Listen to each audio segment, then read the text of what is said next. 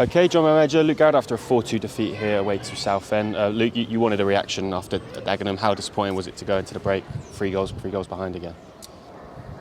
Mirrored image of the Dagenham performance to an extent. Start the game on the front foot, you can see the energy, and then you go and get a goal. I can see it in the players, the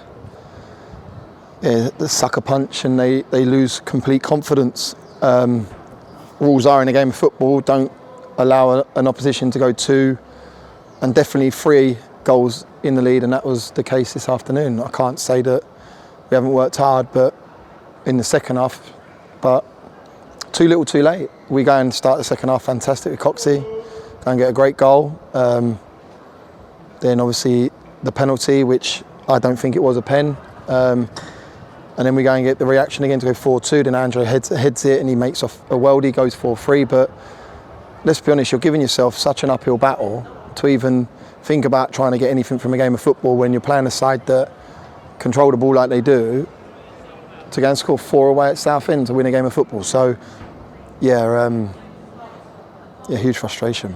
Yeah, obviously you mentioned in your pre-match interview that Southend are a clinical side. I don't remember them having loads of shots in that first half. Is that even more frustrating than the fact that you did go 3 goals behind at the break? Watched them last few games, spoke about it to the group that Solihull were excellent in the first 20-25 minutes. They stay in the game. They find a way, stay in the game, and then they go and get a goal against a run of play. They do the same thing against Edsfleet, stay in the game. Edsfleet were dominant for large periods in the first half. Cardwell comes up with a goal. And then today, I'm not saying we had large spells, but we had the first 5 to 10 minutes and a lot of the play was down in their half and we flashed a couple of balls across the face of the goal. For them to, listen, the incident's poor. The incident comes from us kicking the ball off play with no pressure. Then we get rolled up the side, we don't recover quick enough, and then a 1v1 duel in a wing-back position, he goes and gets his joy. So that's the start of the first one. We don't then defend our lines. You can say it's out of character, it's not. It's been that all season, and when you compound it with belief and confidence, it's a problem. I just said to the group then that we give them a G up, we try and get around them, we try and give them something their why, and we perform like that in the first half. So huge frustration. Yeah, when we're in the position we're in and you go into the break at 3-0 down, what can you say to the team and what did you say for the second half? I won't repeat what I said. That stays in-house. We're past the questioning stage because the 3 goals are in the first half. Southend were the better side without really hurting us in terms of shots on goals, as you say. But I don't see teams doing what we do for us. We have to work so hard. Leanne Love, Marshy, Cabby, whoever the permutation up top is, we have to work ever so hard to just get a shot off. And people put bodies on the line like Ralph, like Kensdale, like Taylor, and we're not doing that. I made it clear to the players how I felt, and I did say I felt sorry for the fans because again they come out in their numbers and they stay behind and clap us. And that's a credit to them as individuals to still be able to applaud a group of men that are underperforming.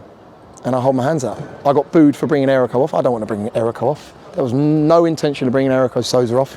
Obviously a few interactions down the side. He's tired, he's fasting, so we've got to be appreciative of that. So I do see what the fans see. He was the one that was productive over the halfway line for us. So it was frustrating that we had to bring him off, but he was gone. I won't use the words he said, but at half-time, it was tough because you go into work over the weekend to give them a G up, and if that's what fighting looks like to some of them, then that's a problem to me. Yeah, we now can't really sugarcoat the position we're in. We're right in it now. How hard is it to get the confidence back in the players and start looking up the table?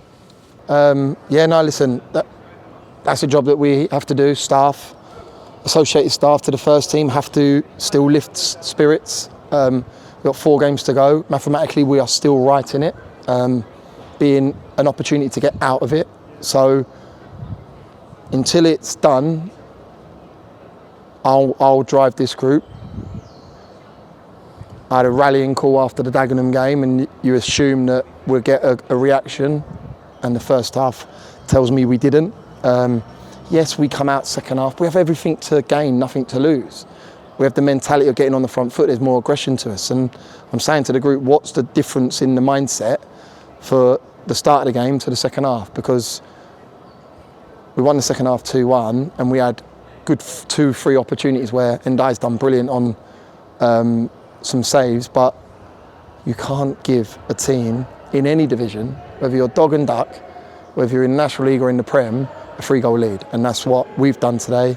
The first half has been the difference, and at no stage did we get any opportunity of getting out of that, but we turn our focus to Wealdstone, and that needs to be, it's the biggest game of this club's history.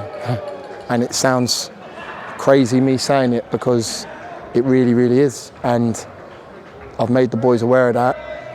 Let's hope that, fingers crossed, it's resonating and it's setting in, because I'll compound that Thursday and Friday. We need a big performance on Saturday to get a result.